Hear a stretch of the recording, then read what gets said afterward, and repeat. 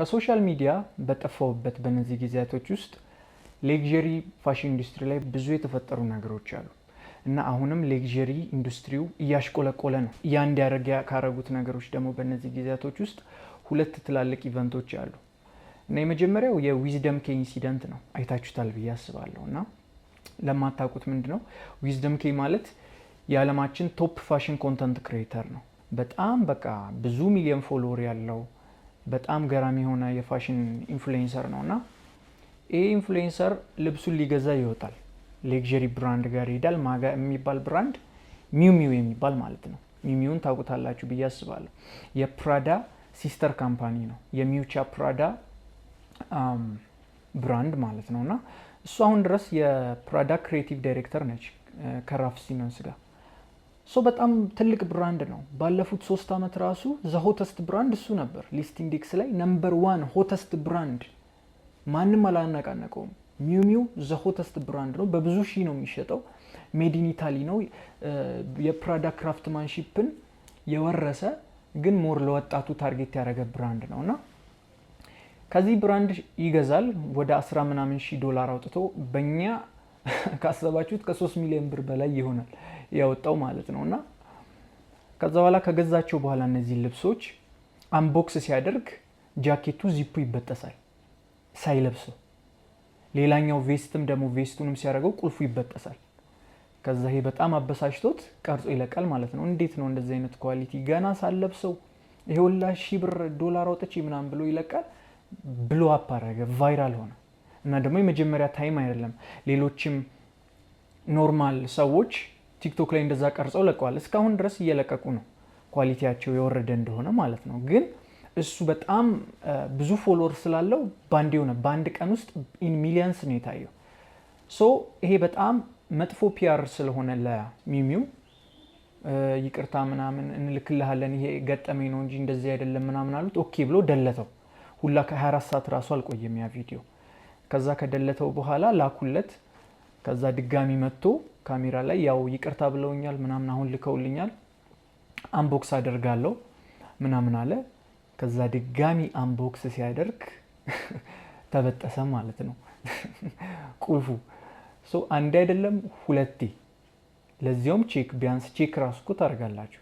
ይህን የሚያክል ኢንፍሉዌንሰር እንደዚህ ችግር እንትን ካለ ቼክ አድርጋችሁ ነው የምትልኩት። እና ይሄ ሜድ ኢን ኢታሊ የሚባል ብራንድ ነው። ትልቅ ብራንድ ነው። በጣም በሃይ ክራፍትማንሺፕ በኳሊቲ ነው የሚሰራው የሚባል ብራንድ ነው። ያ ብራንድ ነው ገና ሳይለበስ የተበጠሰው ማለት ነው።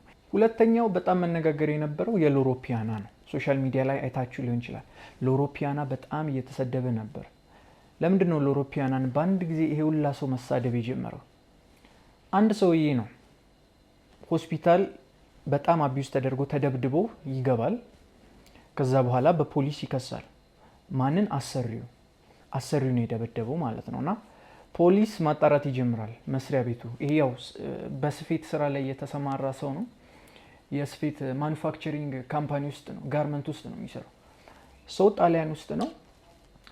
ገብተው ቼክ ሲያደርጉ ኢሊጋል ኢሚግራንቶች ከቻይና የመጡ መኖሪያ ፈቃድ የሌላቸው ከ12 ሰዓት በላይ የሚሰሩ ትንሽ ብር እየተከፈላቸው ማለት ነው በአሰሪያቸው የሚጨቆኑ ስራ እየሰሩ ፌንት የሚበሉ ምናምን ናቸው። እነዚህ ኢሊጋል ስለሆኑ ሄደው ካመለከቱ ፖሊስ ይታሰራሉ። ስራቸውንም ደግሞ አቋርጦ ከወጡ ሌላ ስራ ያገኙ፣ ምክንያቱም ኢሊጋል ኢሚግራንት ናቸው።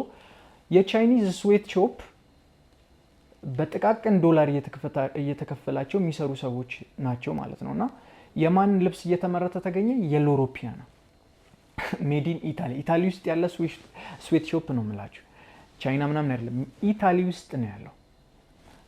ከዛ በኋላ የፖሊስ ይህን መረጃ ወጡ ማለት ነው። የሎሮ ፒያና ፕሮዳክቶች ቻይኒዝ ስዌት ሾፕ ውስጥ እየተሰሩ ነው በኢሊጋል ኢሚግራንቶች፣ አቢዩዝ በሚደረጉ ኢሚግራንቶች የሚለው ኒውስ ወጣ።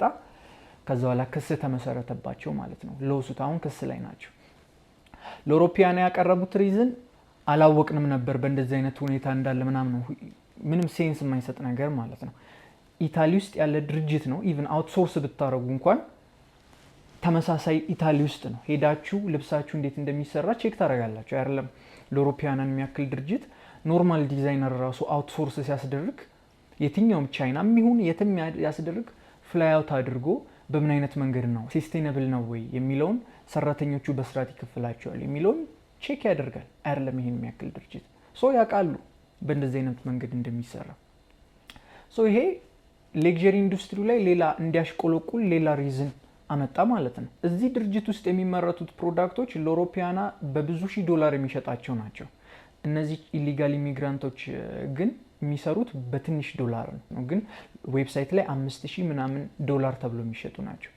አቢዩዝ እየተደረጉ ኮምፕሊትሊ በተበላሸ አይነት መንገድ ማለት ነው። ስለዚህ እነሱ ራሱ አናውቀውም ቢሉ እንደውም መጥፎ ሬፑቴሽን ነው። ምክንያቱም ልብሳችሁ እንዴት እንደሚሰራ ካላወቃችሁ የክራፍትማንሺፕ ምናምን እንደዚህ የሚባለው ነገር ውሸት ነው። የትኛውም ቻይኒዝ ስዌት ሾፕ ውስጥ ሊሰራ የሚችል አይነት ፕሮዳክት እንደሆነ አወቁ ማለት ነው። ይሄ የመጀመሪያ ጊዜ አይደለም። ባለፈውም አመት እንደዚሁ አርማኒ እና ዲዮር የሆነ ማኑፋክቸሪንግ ሀብ ሲጣራ ፕሮዳክታቸው ተገኝቷል እየተመረተ እና የሚያመርቱት በስንት ዶላር ነው? $93 ፕሮዳክታቸው።